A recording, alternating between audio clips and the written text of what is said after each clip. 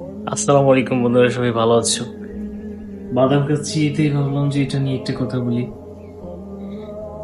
এই যে বাদাম পরিপাটি, প্রত্যেকটা জিনিস বাদামের খোসাগুলো আলাদা করে রাখছি, সুন্দর দেখাচ্ছে না বিষয়টা?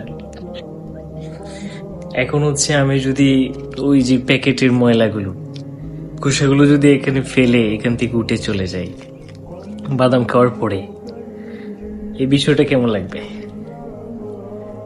একটু রিয়েলাইজ করো। তোমার আমার প্রতি যে বিশ্বাস ছিল ওইটা নষ্ট হয়ে যাবে না?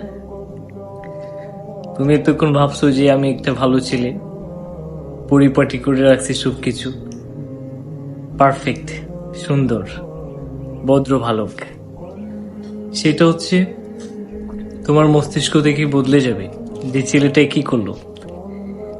দূর থেকে দেখলাম যে ছেলেটাকে অনেক ভালো, মানে এটা হচ্ছে কিছু মানুষের কালচার আচরণের সাথে মিলে যাবে। কিছু মানুষ দেখবে যে প্রকাশ্যে দূর থেকে তাকে মনে হবে সুন্দর, পরিপাটি, পারফেক্ট, দেখবা যে কোনো ভুল নেই। তোমার সামনে সে ভদ্রতা, ভদ্র ব্যবহার করছে, আদর্শ মানুষের মতো চলাফেরা করছে। তুমি যখন সরে যাবা তখন দেখবা যে মানুষটা চেঞ্জ হয়ে গেছে।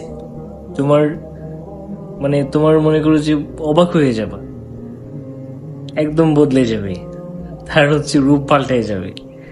তোমার কাছে খারাপ লাগবে, চাই একটু আগে দেখলাম না আমার সামনে ভালো ছিল, একটা ভদ্র ছেলে আমার সাথে সুন্দর করে কথা বললো, আমি চলে যাওয়ার পরে ও মানুষের মানুষের সাথে খারাপ কথা বলতেছে আমার বিষয়ে,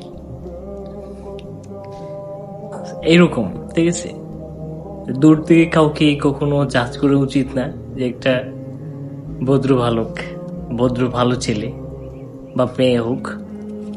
তুমি যখন কাছে যাবা, তার সাথে মিশবা, চলবা, চলার পরে তোমার আশেপাশে মানুষের সাথে যখন তুমি মিশবা, চলবা, তখন দেখবা যে ওই মানুষটা কি অন্য কারোর সাথে কিছু খারাপ কিছু বলছে না। তোমার সাথে যেমন সৎ, নম্র, ভদ্র, সেটা কি সবার সাথে কি এমন?